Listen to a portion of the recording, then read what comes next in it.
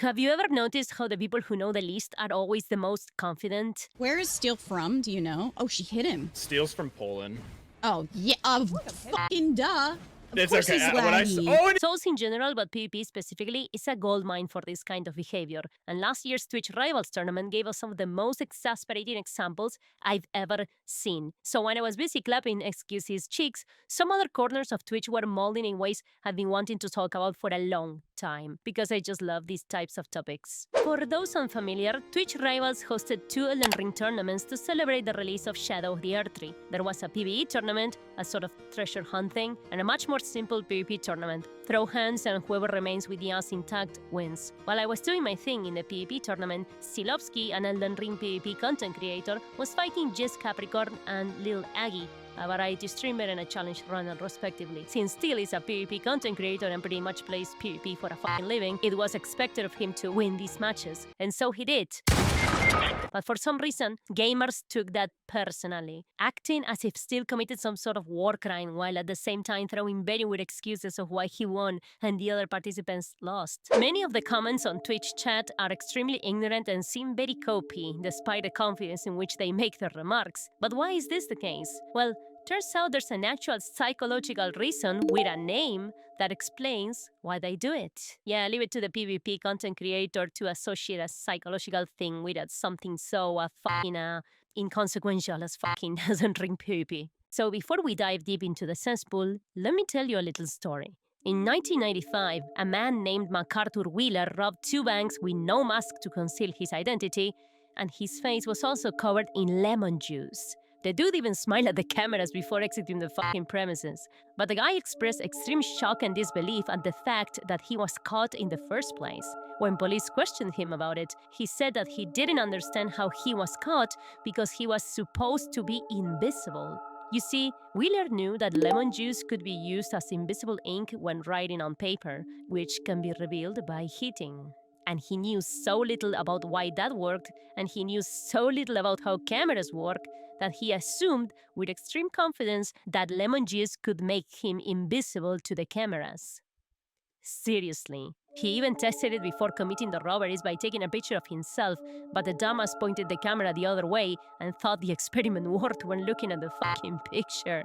Wheeler was an extreme example and was the inspiration for the Dunning Kruger effect, a psychological phenomenon where people with low ability in a domain overestimate their competence because they lack the very knowledge needed to recognize how little they know about the topic. And since I know you're a smart poggy, I believe you get where I'm going with this. Liar. But just in case, let me explain. Let's start with the first example, when Stilovsky fought Jess Capricorn. Jess seemingly made no comment about the fight, but her teammate, variety streamer X, seems to disapprove of the outcome. Let's see why. Oh my god, it's so laggy. What the hell? This is crazy. You see it as a sports fan. I don't understand how you're supposed to make this fair when...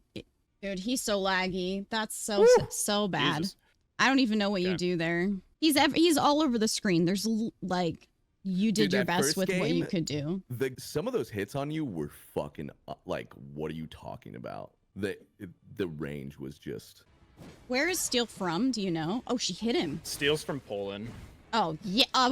Fucking duh. Of It's course okay. he's When I laggy. oh, and he got rotted. Oh, it's over. It should be restricted to NA. That's crazy. Like, dude knows he's so fucking laggy, and I feel like that's so messed up. They're not gonna DQ him. They don't give a shit. It's not like it's for that much money, so they truly don't care. I can't believe that they didn't think about this. I would have rather, like, honestly, this is great and all, but I would have rathered continued, like, an achievement hunt than do PvP where it's like obvious that there's gonna be lag issues no matter what. First of all, I need to half agree with something she said. Fighting laggy opponents is ass. However, the issue with Steel was not lag, it was latency. There was a bit of packet loss here and there in this part of the clip, which kinda makes me sound like a fucking idiot, but trust me, it was inconsistent. Lag is not the same as latency. Latency is caused by the in-real-life distance between players, and it goes both ways. That's how peer-to-peer matchmaking works. Both players will experience the same latency with each other at every point during the match. The way latency works in this game is that basically you are seeing what your enemy was doing X amount of milliseconds ago. That's why your hits seem to take time to register, because on their screen you didn't hit them yet, not until a few milliseconds later. This is why Phantom Hit, the range that guy with X was talking about, Some of those hits on you were fucking like, what are you talking about? The range was just happens. You actually got hits on your enemy screen and then moved away, but from your perspective, it seems like the dude was attacking the air and hit you somehow. The inverse can also happen, where the enemy missed an attack on their screen, and then a few milliseconds later you walked into the space where their weapon was just a few moments ago, and you just, phased through it. This is called negative spacing, and it's a common tactic in PvP. High latency also makes roll catching extremely difficult or nigh impossible, because if you try to land a roll catch during the vulnerable frames of a roll on high latency, the hit detection will be delayed, and if they roll again, it will land on the iframes of their next roll. You see this happening all the time in PvP, where you can actually hear the attack connecting during the guy's roll, but no damage is dealt. And that sucks huge spiky balls. It feels like victory is getting stolen away from you. And something else you may want to keep from being stolen from you is your private information. So if what you crave is a safer online experience, Surfshark is the VPN you're looking for. Surfshark is a virtual private network that enhances online security and privacy by routing your internet traffic through a secure server while also encrypting your connection, hiding your IP address and location, making it nigh impossible for malicious internet entities to track your saucy online activity or access your data. But safety is not the only feature you will receive with Surfshark. You can also connect to any country VPN you want and watch your favorite shows on any streaming service that would normally not be available in your country. Ever watch The Boys in Japanese? Delicious. Yeah, Homelander sounds pretty funny. In my case, many streaming services only offer shows in Spanish dubs, so I like to use Surfshark to watch the original material. And you can safely try this as well, because with Surfshark's 30 days money-back guarantee policy, you don't even have to worry about anything. Simply give Surfshark a try, and if it's not for you, you don't lose anything at all. So stop gooning right now and go download Surfshark using our special link in the description below and use the promo code OnlyWaifu4 at checkout to get 4 extra months of Surfshark VPN. That's OnlyWaifu number 4, todo junto y sin espacios. Thanks to Surfshark for sponsoring this video. So when fighting in high latency, you can't really account for reactionary spacing and you can't really roll catch reliably. Two things that are very fundamental in PvP and kinda made a difference when regarding the skill of both players. Now, considering all of this, let me ask you, what do you exactly mean by he's Polish? How is this fair? Dude knows he's so fucking laggy, and I feel like that's so messed up. What's the unfair part? Latency goes both ways.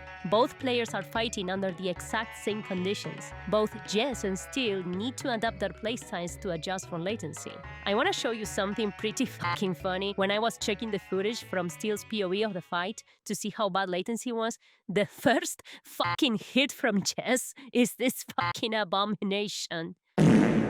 That's quite big. He got hit from a fucking mile away. Did Next say anything about this? La puta madre me descojono, chaval. Look, you are saying this as if Steel was secretly and maliciously abusing the fact that he was born in Poland, as if it was some sort of cheating or weird advantage. It sounds very salty, dumb, and ignorant. And speaking of ignorancy, I think the most ignorant part of her speech, and the part where the Dunning Kruger effect comes into play, are the implications. Were you trying to imply that, had Steel been in North America, where Jess is, Jess could have possibly won the match? Do you really think that if Steel was able to properly space Jess and punish all of her mistakes on reaction, he would have had a harder time fighting her? I mean, the chances of Steel losing are never zero, but it's actually the other way around. If anything, no latency favors Steel tremendously, because now his reactions and punishments would be even faster and harsher. He would have not only won, he would have stumped the match in a few seconds. Pretending otherwise isn't analysis, it's fucking denial. And denial, dressed up as moral high ground, is exactly how the Dunning-Kruger effect shows itself. X really believed that the only reason Jess lost that match was because Steel had high latency, when the reality is that Steel is just the better player. And there's nothing wrong with that. There's nothing wrong with losing either. Just don't make up dumb excuses to, get your ego to not be bruised or some shit. Elden Ring PvP content creators are used to fighting opponents from all over the world. They need to know how to fight against low and high latency. There are builds and strategies that work really well on low latency, but are dog shit on high latency, and vice versa. Disregarding this skill set as a roll of the dice feels ignorant as shit, and only makes you look like a salty loser.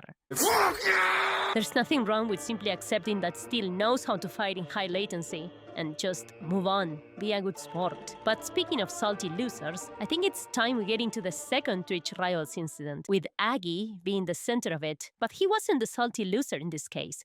His chat was. You see, Poggies, even though X comments were... It should be restricted to NA. That's crazy. Well, They're not going to DQ him. They don't give a shit. It's not like it's for that much money, so they truly don't care. well, I won't sugarcoat it. They were fucking stupid. But they're still a bit understandable because she and her audience are not so focused.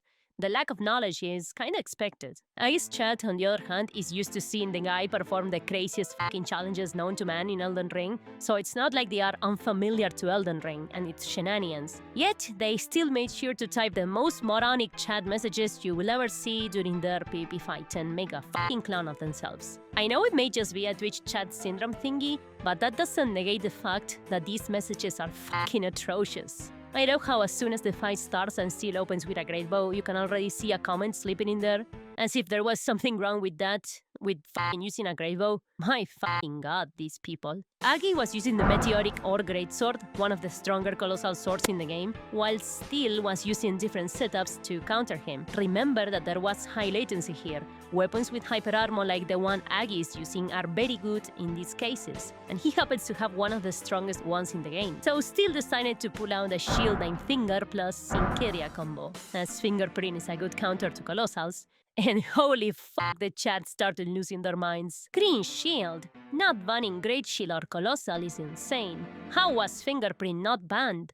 LOL. You serious? I'm sorry, I must have been missing some sort of meta memo. Why should it be banned?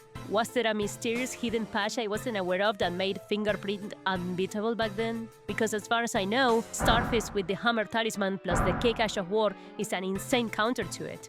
All I had to do was switch to either that or a Reaper to play aggressively against the shield plus dagger combo, as the hyper armor and shield piercing properties of the Reaper are amazing against it. It is like that now, and it was like that back when this tournament was hosted. Steel turtles on the shield, apply chip damage. Steel tries to mash, hyper armor will beat his mashing. Steel tries to guard counter, trade in your favor. Steel has latency, use status effects such as poison or scarlet rot. You have all the tools at your disposal. Steel may also adapt to that, so then you change the strat as well. It's how PvP is usually played at higher levels. Pretending something you don't know how to counter is broken just makes you look like a goober. Also, the comment, not banning Colossals is insane, is such a fucking stupid take because guess what the fuck I was using, you absolute doorknob licker? But anyway, Steel switched to Gags in the end and finished the first fight rather quickly after that. This motherfucker in the Twitch chat said, exploiting life hit is pretty weak, probably because of the way Aggie died. Oh, he swapped to the great sword. Damn, what is that? That's crazy. That's crazy. That's what I said. Crazy, dude. How did he get a hit All right, there? whatever. It was relatively close. I'll take that. What was that, dude? As if Aggie didn't also have the same issue from Steel's perspective. My god, ignorance brings us so many fucking funny moments. So, round 2 kicks in, and seeing that Aggie was gonna go for the same strat, Steel switches to fingerprint plus lance for shield poking plus status application to fight Aggie's high latency. I think he's just gonna go for rot buildup over time with the lag hits, and then it'll eventually proc. Yeah, that's what he's going for. I can't believe if you ban everything, people will just eventually use the only broken thing still left. That's crazy. This shield poking combo was far from being the most broken thing you could use in the tournament, by the way. I understand Aggie's frustration, but come on, my friend. You know the game. You know this is not the most broken thing you can pull off. Anyway, the fight continues as expected. Aggie gets fucking destroyed, and he didn't really like that very much. Yeah, GG's. Oh no! GG's.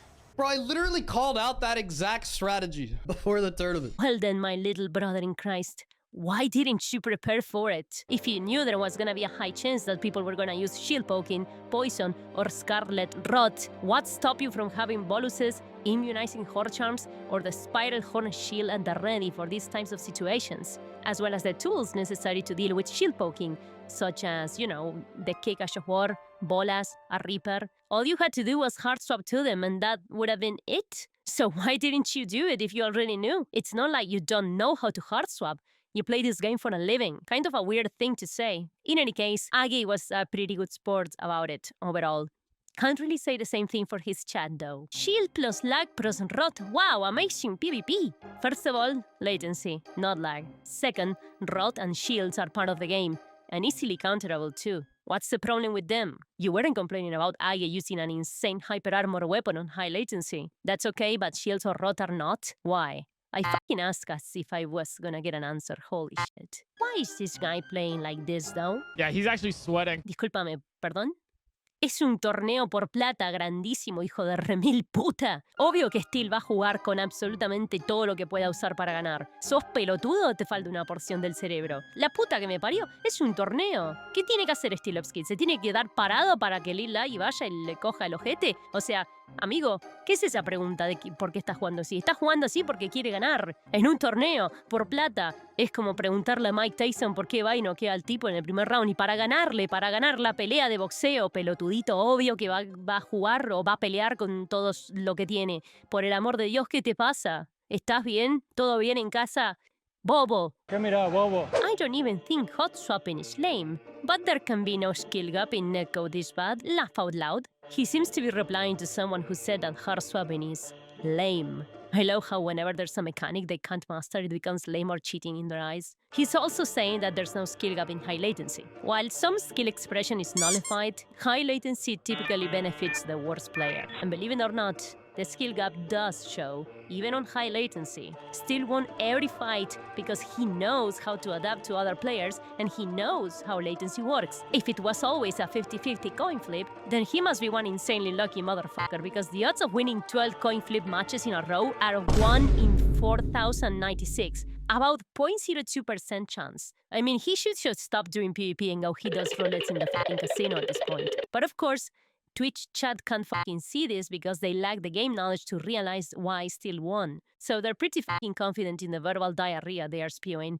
The Dunning Kruger effect claims more victims, only this time by proxy, projecting themselves on Lil Aggie. But enough about the past. Let's go back to the future, where we can see that the Dunning Kruger effect is still extremely prevalent in the Elden Ring community, mostly when it comes to invasions and PvP. You see, Souls games were always this weird mix of PvE and PvP, so it is only normal that many gamers seldom engage with the PvP part of the experience. It could be because they don't like it, or because they can't bother with it since it's not required to beat the game, whatever reason you want to think of.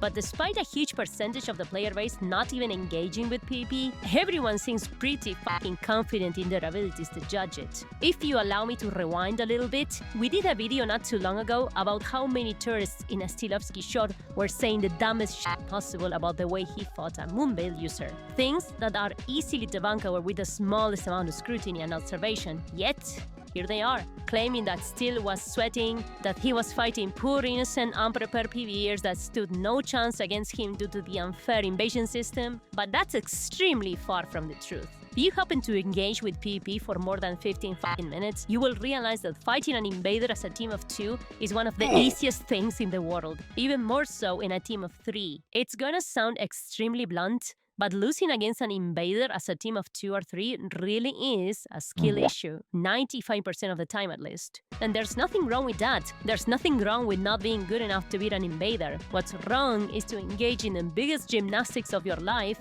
mental ones of course, because I just know these people are fucking fused to the chair, just to not accept that someone outplayed you. The system is giving you all the tools to easily dispose of invaders. If you don't use them, that's on you. But of course, this will challenge many people's egos, and that's when the Dunning Kruger effect kicks in. They think they know how to PvP, they think they know the ins and outs of victory, but they lost because either the invader was cheating or cheating in some way, or because the system is unfair. It's never their fault. The Dunning Kruger effect isn't just ignorance, it becomes a psychological shield against admitting weakness. But listen, It's very normal for newcomers to not see the many layers of skill of a system they literally have never engaged with. You don't have to make confident excuses to explain why you lost on a system you don't interact with. The healthiest thing you can do is analyze why you lost, learn from that, and move on. Making confident remarks about shit you know nothing about will not only make you look like an idiot, it will also halt your growth as a human being.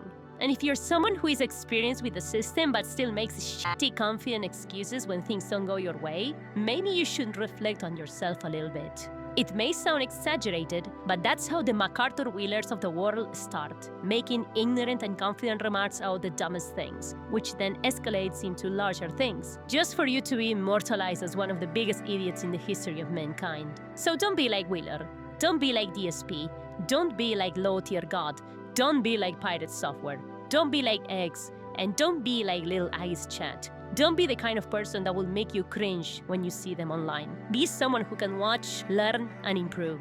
Not just at games, but at everything in life. So yeah, I just wanted to yap about the Dunning Kruger effect. Very cool psychological meme. That's about it. See ya.